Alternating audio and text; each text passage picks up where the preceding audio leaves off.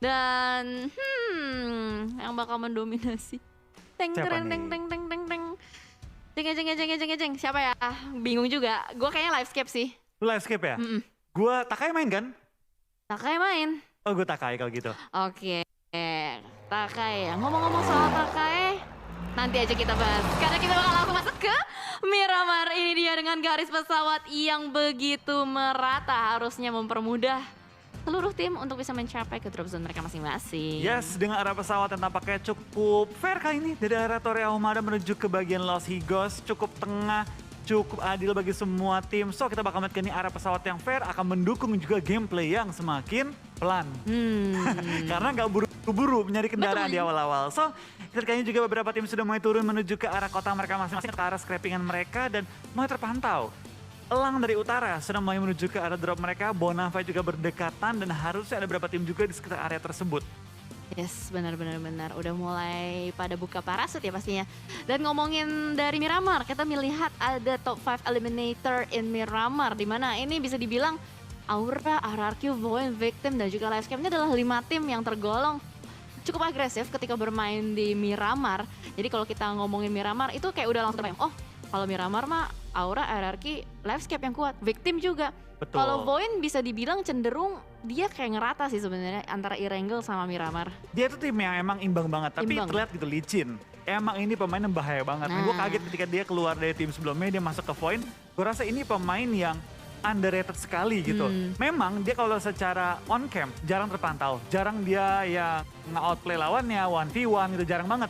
Tapi dia lebih ke main stabil, main hati-hati, dan dapetin kill yang off cam gitu. Ya, dia lebih ke arah ngejaga posisi sih, ngejaga posisi atau alias backline dari teman-temannya seperti yang dia lakukan sebelumnya di tim Bonafide ya. Ketika mereka bermain di bagian Erangel, menjaga bagian Rozok dengan sangat baik. Itu biasanya licin tuh ditaruh di bukit, selalu di bagian backline untuk Betul. menjaga posisi dari teman-temannya. Ya, tapi kita perhatikan juga ya, dari beberapa tim mulai keluar nih, pemain-pemain yang kemarin tidak bermain, hari ini belum bermunculan. Tadi ada Kenan dari Boom tadi kan main. Ada juga Yuhai dari BTR main. Akankah kita melihat main-main baru? Seperti Hoki juga main baru hari ini kan? Ya, hoki. Oke, ya kita bakal lihat nih, adakah pemain-pemain yang mungkin tadinya masih ada di bangku cadangan sudah mulai dimainkan apalagi hari kedua. Mungkin buat tim-tim yang sudah merasa aman mulai meracik kembali roster mereka. Atau mungkin bagi tim-tim yang sudah ibaratnya lagi butuh solusi baru memainkan player-player mereka yang punya kekuatan ataupun kelebihan di beberapa sektor tertentu. Benar, karena balik lagi dari setiap tim mereka punya punya kartu masing-masing ya atau rahasia dapur mereka untuk bagaimana caranya mereka pasti mengkonfirm untuk lolos bermain di Super Weekend. Karena mau bagaimanapun juga yang bakal dikalkulasikan itu adalah poin di Super Weekend. Betul, dan gue senang akhirnya bisa melihat muka Yuhai ketika in-game. Di game sebelumnya kan cuma rambutnya yang kelihatan. Makanya gue mikir, perasaan tadi ada camnya gitu kan. Ada camnya, Iya sih. tapi rambutnya doang kelihatan. Rambutnya doang, bener, nggak salah. Karena kan kalau lagi dengan situasi online seperti ini kan dari para player tuh bisa duduk dengan nyaman gitu loh, senyaman-nyamannya. Betul. Agak berbeda gitu kalau misalkan lagi di offline ya, di mana mereka harus duduk di kursi ya kan. Terus Iya. harus bermain dengan standarisasi tertentu. Tapi balik lagi ini udah bisa dibilang kita harus enjoy aja apapun yang terjadi. Yang pastinya dari pihak panitia akan memberikan yang terbaik juga untuk lancarnya dan jalannya PMPL Season 4 ini. Betul, tapi dia nggak masuk ke online jail. Gue seneng gitu melihat ada beberapa player tuh ada 2 meta gitu. Meta kursi sama meta lesehan. Iya makanya itu Iya. nyamannya dari player masing-masing. Karena kalau misalkan offline kan nggak bisa tuh ya namanya, gue mau duduk lesehan aja. Ah itu. Nggak boleh. Lu meta apa Jel? Kalau main? Kalau main Lebih sakit pakai enakan kursi sih sebenarnya. kursi ya? Soalnya kalau sebenarnya duduk lesehan tuh enak. Ah, Cuman kayak kelamaan pegel gitu. Oke. Gak bisa nyender soalnya. Oke. Kalau lu? Gua kalau misal dibilang kursinya yang ya di rumah gua gitu yang udah nyaman, gua oke kursi. Tapi kalau misal kayak let's say kita main offline, tiba-tiba kursinya yang kurang nyaman, gue mending lesehan. Pernah gitu turni di kampus gua kan. Kita tuh duduk di kursi-kursi bangku, tau gak sih yang kayak ada meja kecil nyambung sama kursi. Tahu. Nah kan sempit tuh buat main giro kan. Iya benar. Gue izin panitianya, gue boleh duduk di lantai gak? Kata mereka gak boleh, terus gue canda, gue bilang wah untung juga nih peserta lain. Gue kalau duduk di lantai lesehan tambah damage. Oh aduh. Itu namanya sombong dengan gaya. Enggak sih. Enggak apa? Enggak, mengaku aja kalau Oh, gue nggak bisa duduk di kursi. oh gitu. Ya. Kirain sombong dengan gaya. Enggak. Tapi ya itu balik lagi ke player masing-masing sih. Itu mungkin kelebihan juga buat ya kondisi online gini ya. Dimana kita masih juga menjaga kesehatan masing-masing tentunya. Ya mereka juga diberi kenyamanan lebih lah untuk player memilih maunya itu seperti apa di ruang masing-masing ya. Betul. Mungkin ada beberapa player yang akan terpengaruh, ada juga yang nggak terpengaruh. Buat yang terpengaruh ya gunakanlah momen-momen ini sebaik mungkin. Bener banget. Untuk dapetin performa terbaik. Bener banget. Karena kali ini kalau kita lihat juga akhirnya McLaren terpantau ya untuk bermain di PMPL. Sebelumnya gue sempat bahas sama Pasta juga. McLaren belum terpantau sama sekali untuk bermain, malah Miliano kali ini, tetap bermain juga. Berarti ada player Betul. lain yang digantikan oleh McLaren. Nah, kata sekarang nih, Zai Hockey udah main.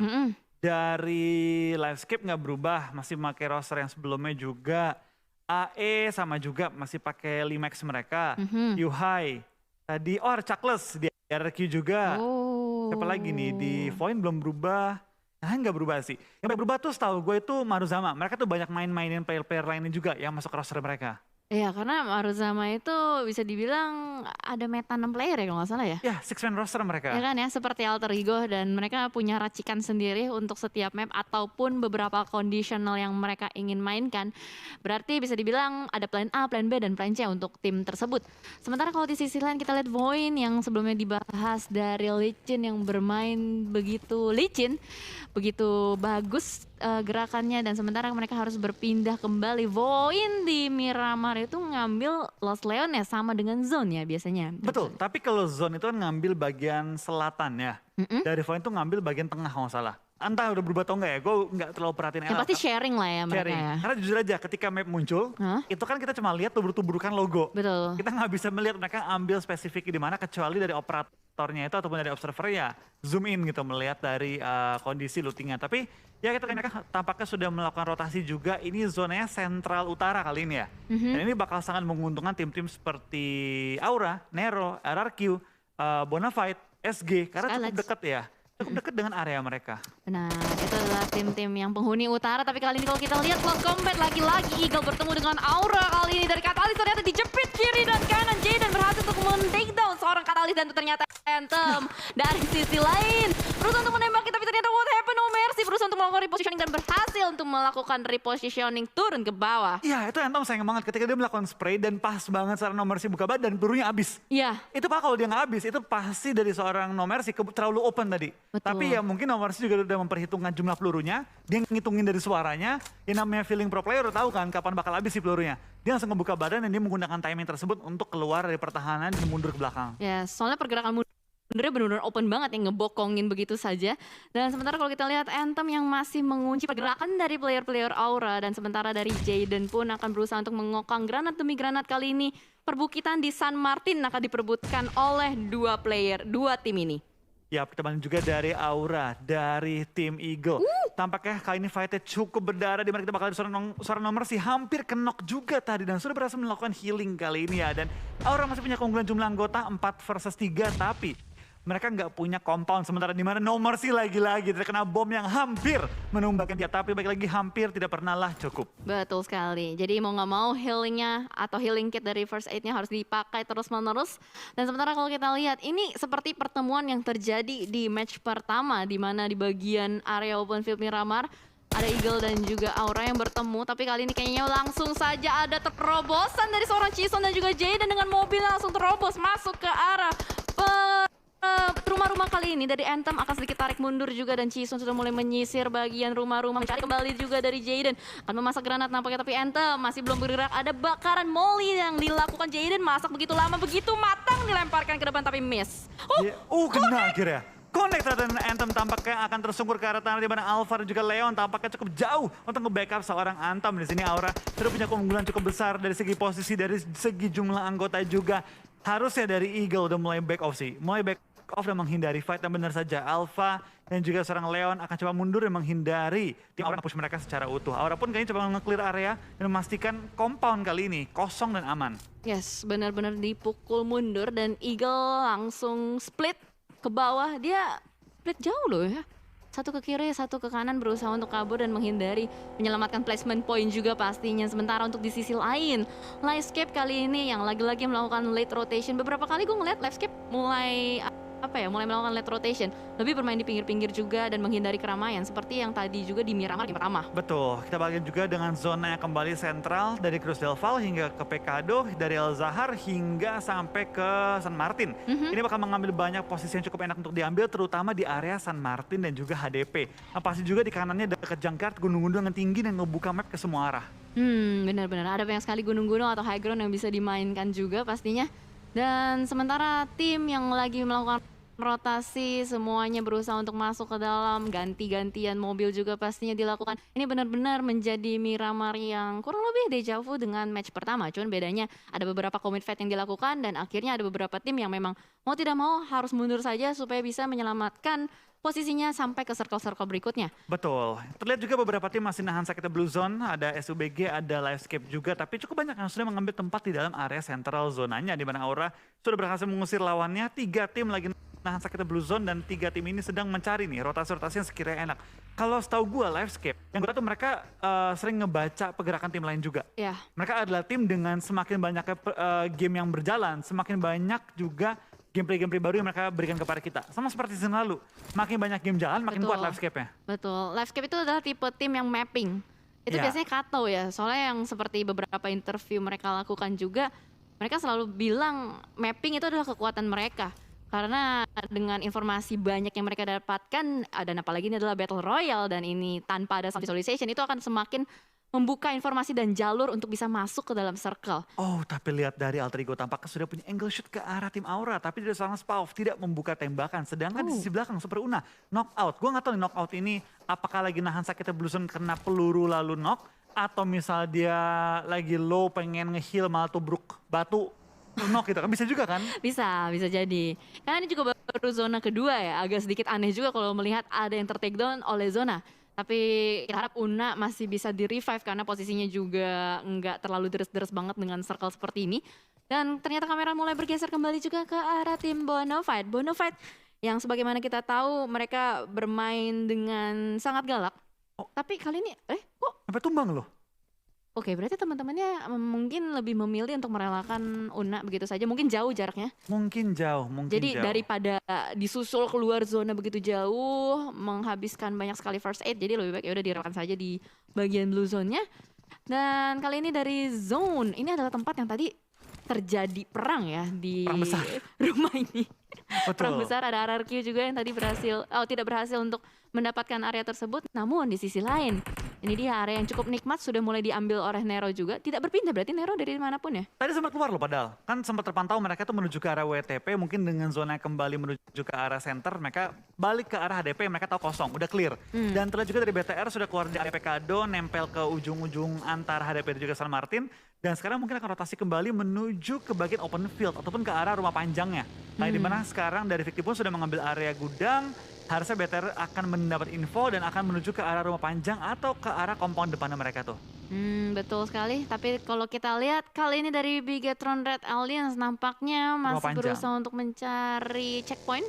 Yuhai, dilewatin? Enggak? Nah, ini rumah panjang nih. Oke. Ini enak banget sih, karena ini rumahnya cukup enak untuk dijaga dan pas banget loh dia. Timing untuk ngambil compoundnya perfect dari tim BTR, dapatin satu pick off juga sekaligus mengusir tim victim keluar di area ini. Pas banget ya, datang nyampe ada mangsa baru. Dan itu dari Genfos sama sekali belum siap, kelihatan banget. Tiba-tiba mendengar ada beberapa mobil jalan dan itu posisinya benar-benar terbuka. Belum berhasil untuk melakukan setup atau ada obstacle. Tidak ada obstacle juga sama sekali ya. Dan itu yang membuat tadi Genfos dengan sangat mudah bisa ter-takedown. Dan ini akan menjadi rumah yang benar-benar dikuasai oleh Bigetron Alliance. Belum ada tim yang berusaha untuk men-retake. Dan sementara di sisi lain Maruzama yang sedang melakukan rotasi. Nampaknya dipotong satu persatu pergerakannya oleh tim Zone. Dan ternyata ada yang tabrak batu. Cannot, what happened?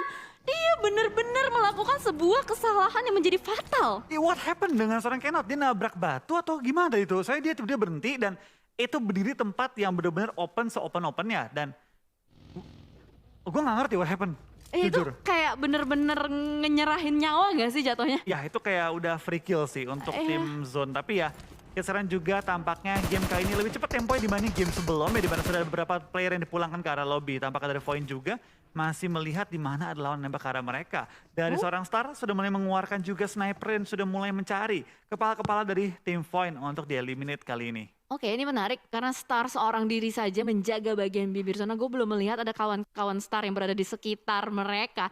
Dan dari Void kayaknya bakal berusaha untuk melakukan pergerakan aja ke dalam. Benar-benar dicuekin habis-habisan dari seorang Starnya. Tapi ternyata Aimbot akan berusaha untuk melakukan awareness kembali ke arah belakang. Dan ternyata teman-teman dari Genesis Dogma berada di seberang dari Star. Betul, ini dari tim GD memang gitu. Nggak mungkin ada satu anggota GD tanpa ada backup dari teman-temannya. Tapi kita bakal di lain sisi tampaknya Jason kembali dengan snipernya menumbangkan seorang McLary kali ini dan langsung menumbangkan dia ke arah tanah. One shoot, one knock kali ini dari seorang Jason. Betul sekali, dan kali ini dari RQ bertemu kembali dengan Aura. Sebelumnya close combat, kali ini sedikit jauh, ada medium to long range combat. Sementara dari Void nampaknya berhasil untuk bergesekan juga dengan Genesis Dogma. Tapi ternyata dari Aura yang berhasil untuk men-take down satu player di depan sana. Nggak terlalu fokus juga dengan Larry kali ini. Dari Ciel yang berhasil untuk menahan pergerakan dari Aimbot, nggak bisa kemana-mana. Tapi ternyata Booms juga di sisi lain menjepit pergerakan dari Maruzama. What happened again and again? Mizu bergerak begitu lambat, langsung saja ditangkap oleh seorang Star. Betul, Star langsung juga mengkonfirm killnya kali ini ke arah seorang Mizu. Dan what is happening kali ini dari tim Maruzama tampaknya langsung terkunci di luar area play zone. Zona keempat pastinya bukan zona yang pengen DTB terlalu lama, tapi dari Void pun kehilangan seorang Aimbot sementara waktu ini. Dan resiko untuk revive cukup besar. Jadi dengan sisa, lengkap anggota mereka. Lengkap. Langsung pindah dan coba untuk menemukan jalur rotasi yang lebih aman. Oke, ini menarik banget karena beberapa rotasi yang terpantau ini terus-menerus dipotong. Dan dari GD sebenarnya belum touchdown juga. Ciel berhasil untuk mendapatkan dan mengamankan satu elimination point atas satu player Void. Ya, kita balik juga tampaknya banyak banget tim yang langsung mengambil pinggiran zonanya, di mana terlihat ini zona banyak mengambil perbukitan. Sebenarnya Ciel masih dikunci juga oleh tim Void yang kali ini masih menahan rotasi mereka. 517 meter menuju ke arah zona dan masih ada waktu 5 detik bersama dengan Blue Zone yang akan bergerak kali ini. This is a bad idea sih kayaknya. Karena udah mulai berasa banget nih zonanya kalau misalkan bergerak secara beriringan. Tapi kita akan lihat seperti apa Ciel movementnya untuk bisa survive seorang diri saja. Bahkan kali ini setup smoke sudah mulai dibuka. Hanya ada satu bagi yang bisa menemani perjalanan dari Ciel dan dilemparkan granat ke depan. Tapi ternyata Debs benar-benar on point banget granatnya. Betul, itu udah on point banget, langsung menemukan targetnya. Aura sudah ngambil perbukitan dan akan bermain pelan-pelan, step by step ke arah depan, tidak terburu-buru menuju ke arah lower ground. Mereka pengen menggunakan high ground advantage mereka untuk coba men-take down anggota AE. Dan ketika ada yang knock, baru mereka akan rush cepat-cepatnya. Yes, mungkin ini akan berusaha di retake ya dari compound Alter Ego sendiri. Itu berusaha melakukan lemparan granat ke depan tapi masih belum connect. Potato sedikit mundur, nggak mau terlalu terbuka di bagian open field. Dan no mercy, udah mulai naik mobil, temannya dijemput. Apakah bakal langsung ditabrak seperti pergerakan sebelumnya yang mereka lakukan atau tidak? Pinggir zona dulu. Pinggir zona dulu. Oke, tampak dari Aura juga bakal coba untuk nge-setup kembali menghadapi tim Alter Ego yang kali ini sudah mundur ke belakang masuk ke arah rumah-rumahnya mereka. Ini fight yang berbahaya karena lihat di kejauhan ada tim Livescape yang sudah mendengar bom-bom meledak, sudah mendengar peluru-peluru dilontarkan dan mungkin akan join the fight ketika momennya tepat. Benar. Sementara di sisi lain juga ada Bigetron dengan tim Takai yang sudah mulai bergesekan dan mobil demi mobil sudah mulai meledak juga karena dengan adanya sistem semi hardcore seperti ini, biasanya tuh kalau udah nembakin mobil udah bukan ngincer kepala orang yang nyetir. Mobilnya aja. Ya kan? Kalau misalnya kita lihat tuh udah mulai lagi ada meledakan, mobil Takai udah mulai diledakkan kembali. Ini bakal sulit banget sih kalau misalkan kita bergerak secara beriringan dengan tim yang sudah dapetin checkpoint. Betul, ini momennya adalah calm before the storm. Ketika semua tim berdempetan, bentar lagi kita bakal lihat pecahnya fight besar-besaran. Tapi kita bakal lihat juga kayaknya dari seorang Hexas bakal ngokang bom ke arah depan, di mana Flykido terlihat sangat jelas. Tapi dia juga akan terkena berapa peluru ke area dia, dan itu dia bom dari seorang Flykido merupakan seorang Rancid kali ini menyisakan dari tim Nero. Dua member yang masih aktif lempar bom ke arah depan, mineral cukup low di belakang tim Z1 juga masih ada tim Void yang siap join the fight. Aduh, lagi-lagi ini adalah meta terparty yang benar-benar terjadi terus-menerus. Wow, granatnya sampai membuat mobilnya ke bouncing. Dan ternyata dari Banyuwangi akan berusaha untuk melakukan revive terhadap kawannya. The last man standing kali ini tapi Hexas akan memanfaatkan momentum. Tapi ternyata Bigetron Red Alliance dari kejauhan menjadi third party. Betul, tampaknya Void juga mengambil keuntungan dari fight yang sedang terjadi dan mengambil beberapa kill-kill tambahan. Mereka dari pinggir zona dan mengambil keuntungan terbesar dari third party mereka. Sementara 13 tim tersisa kali ini, 40 player yang masih bertahan. Tampaknya player demi player mulai berjatuhan masuk sekolah kelima yang menuju ke arah open field kali ini. Yap, betul sekali seperti yang tadi Flo udah katakan, calm before the storm. Dan ini udah mulai menjadi stormnya, sudah mulai menggelegar perang demi perang pecah. Takai satu persatu juga berusaha untuk masuk tapi tidak bisa. Dan Banyu mau tidak mau harus terpulangkan juga di posisi yang tidak begitu baik. Betul, kita bahkan juga tampaknya banyak banget tim yang mulai kesulitan masuk ke zona kali ini. Tapi dari tim BTR tampaknya masih cukup enak. Mereka masuk ke arah zona, bisa mengontrol area sekitarnya mereka dan cukup enak mereka untuk perang dengan tim-tim di low ground sekitar area mereka. Yes, bahkan Victim kali ini sudah mulai terkunci pergerakan di bawah sana. Masih dihujani granat demi granat juga Rocky yang sedang berusaha untuk melakukan revive terhadap kawannya. Diberikan pressure lagi dan lagi. Dan ternyata langsung ibu-ibu beli berat. Ayo kita arah highway. Kali ini langsung menembak ke arah depan. Yuhai memulangkan dua player dari Victim. Ya, tampaknya dari tim BTR bermain dengan cukup garang setelah mereka mendapatkan boostingan PT dari UCD mereka peroleh. Tapi tampaknya zona pun sudah bergerak, semua tim udah harus mulai ancang-ancang untuk maju ke arah depan. Di mana dari poin kehilangan satu pemain mereka, menyisakan dua yang masih aktif. SUBG lagi cari momen untuk maju ke depan, tapi tepat depan mereka juga ada tim poin yang join. Cukup enak untuk menembak ke arah posisi mereka. Yes, dipotong begitu saja pergerakan dari Supply Bank yang tadi begitu percaya diri untuk langsung menyeberang. Dan Hoki Zai juga masih terpuruk di depan sana, masih belum bisa bergerak. Rosemary dengan Kraibu masih berusaha mati-matian untuk menyelamatkan temannya, set up smoke Mismo, tapi ternyata di sisi lain juga player demi player berguguran seperti daun di musim gugur. Betul, semakin di 8-3 pemain masih bertahan kali ini udah cukup sulit bagi tim manapun bertahan dalam waktu yang cukup lama karena ini open field semua, hanya bukit-bukit kecil low ground tidak digunakan untuk bertahan kali ini. Wow, dan lagi-lagi Audrey, itu mobilnya melakukan atraksi berbahaya, ditembakin terus menerus oleh Debo, tapi ternyata tidak connect. Audrey masih bisa survive, masih bisa menghindar dari peluru yang begitu banyak, tapi Toms langsung saja aware ke arah depan, tapi Daybot akan berusaha untuk melakukan lemparan granat ke arah depan karena mereka tahu ada mangsa baru di depan sana. Ada Toms dan juga Audrey sudah mendekat, nampaknya Genesis Doma dan Livescape akan bergesekan sebentar lagi. Betul, kita bahkan juga dari tim SUBG tampaknya kehilangan seorang Hoki kali ini, di mana kita bakal lihat dari Kato kembali mendapatkan kill dari grenade yang dilempar. Daybot tampaknya terkena bom yang begitu tepat jatuh ke arah kepala dia. Dan kita bakal dari tim GD tampaknya cukup kesulitan dengan 2 member tersisa menghadapi Livescape yang lengkap dengan 4 member mereka. Yes, dan ternyata lagi mau di revive, dibakar Daybot, darahnya begitu deras. Apakah mampu di-revive oleh seorang star karena Blue Zone-nya juga akan ikut andil. Tom lihat pergerakan mereka langsung menjaga bagian bibir circle, nggak dikasih lewat. Genesis Dogma nggak dikasih nafas, berhasil untuk melakukan revive tapi ternyata terjatuh kembali. Sater berusaha untuk touchdown,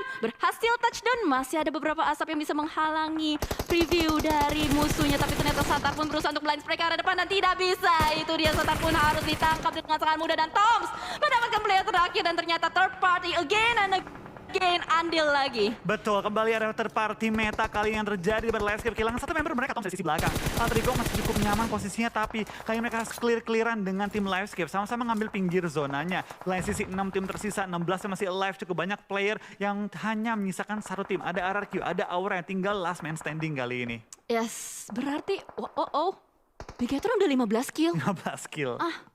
Oke. Ini belum selesai loh. Mohon maaf, ini belum selesai. Apakah nanti rekor dari Victim akan dipecahkan oleh Bigatron Red Alliance? Rekor elimination point kita akan lihat karena sementara waktu Chuckles masih tertahan di belakang sana. So let's go teman-teman yang lagi nonton, support tim favorit kalian dengan nge-like live stream yang kalian tonton di YouTube PUBG Mobile Indonesia. Karena ini bakal seru banget, panas banget. Renal badannya kepanasan pun tidak bisa masuk ke dalam zona. Betul, tampaknya banyak banget player mulai berjatuhan oleh sakitnya Blue Zone kali ini, dimana banyak banget player harus terkunci posisi mereka ketika masuk ke area next zone-nya. Tapi Kato terkena bom seorang diri dia sendiri. Dan akhirnya dari menyisakan 2 member lagi.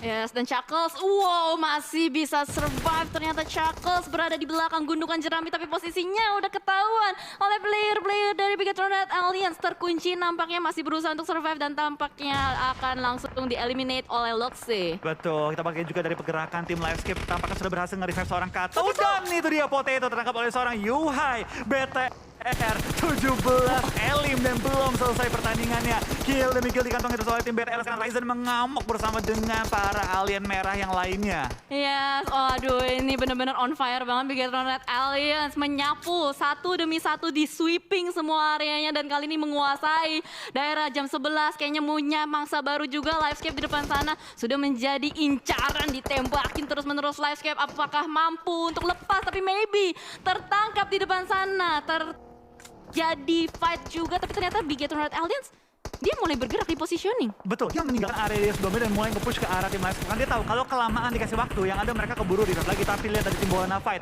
mereka juga punya posisi yang sangat enak. Mereka punya rumah, mereka punya atap yang meninggikan angle shoot mereka. Dimana Livescape tinggal menyisakan satu player lagi, Audrey di sisi belakang terus dikunci oleh tim Bigetron. Dan langsung kali ini di-eliminate dan 21 kill rekor season 4 dipecahkan kembali oleh tim Bigetron. Oke, 21 kill point dan kita akan lihat siapakah yang mendapatkan winner chicken dinner karena ada dua tim kali ini yang sedang bertahan. Ada Bonafide yang berada di bagian atap berhasil untuk menumbangkan seorang Zux di depan sana. Seorang Tuyul harus melakukan healing terlebih dahulu kemanakah circle-nya. Ternyata circle-nya berpihak untuk Bonafide. Apakah Bigetron Red Alliance mampu untuk bisa melakukan setup dan bergerak masuk ke dalam circle atau malah Bonafide yang mampu mengeksekusikan zona yang mereka miliki sekarang? Betul, kita bakal lihat dari tim Bigetron. Tampaknya sudah memiliki 21 elim tapi posisi mereka memang zona, tapi sementara waktu ini sampai zona bergerak dalam waktu 25 detik, BFD masih punya high ground yang sangat menguntungkan bagi mereka. Dari BTR sekarang PR mereka adalah jangan kasih BFD masuk ke zona. Mau nggak mau mereka harus maju ke depan, ambil gunung-gundukan depan, pastikan ketika BFD turun dari rumah mereka atau keluar dari area rumah mereka, mereka bakal langsung terpantau dan bisa di take down secepat-cepatnya. Balik lagi ke BFD, mereka sekarang harus, gue rasa harus gabung sih. Harus pukul BTR dalam satu pukulan cepat. Jangan sampai mereka di pick off one by one. Ya, mereka harus regroup dan benar-benar harus melakukan eksekusi dengan rapi. Tapi kalau kita lihat smoke sudah mulai di pop out juga, sudah ada ledakan granat demi granat yang dilemparkan oleh tim Bonafide ke arah tim Bigetron Red Alliance, membuat player-player dari Bigetron nggak bisa bergerak secara leluasa. Dan dari Nux nampaknya sudah mulai melakukan flank ke arah kiri, tapi Nux nampaknya sudah mulai tertangkap juga oleh mata-mata Red Alliance. Kali ini darahnya terlihat sudah mulai tercicil dan itu dia kepala ditembing, tapping langsung oleh Yuhai, tertangkap. Menyisakan dua player saja di depan sana, tapi Ucup memegang senjata ramu ditembaki. Ryzen-nya lagi bergerak-gerak dan tapping lagi oleh seorang Ucup, begitu tajam, begitu on point, berusaha untuk menyisir area ini dan Yuhai masih tersisa di belakang sana menembak, melemparkan granat, connect lagi dan lagi ke arah Tuyul. Betul, ini 2 lawan 1 kondisi di mana dari BFD gue rasa mending dia nge-NIC. Knock-knock yang dia sudah dapati, N aja secepat-cepatnya dan dapati poin-poin tambahan karena dia sudah termakan oleh Blue Zone, dikunci habis oleh seorang Luxi, bahkan kepalanya lagi dicari, pelan-pelan dicari, tapi Ucup nggak bisa lari lagi. Itu dia, back to back. Winner chicken dinner tim Bigetron Red Alliance dengan total kill 24. What? Oh my god. Aduh. Don't play bosku. Don't play bos gua. Bigetron Red Alliance 24 elimination point. Ini luar biasa banget dari tim Bigetron di game. Belum ya, mereka sudah mendapatkan WWCD, kalau bisa dibilang ya mereka jaga posisi. Kali ini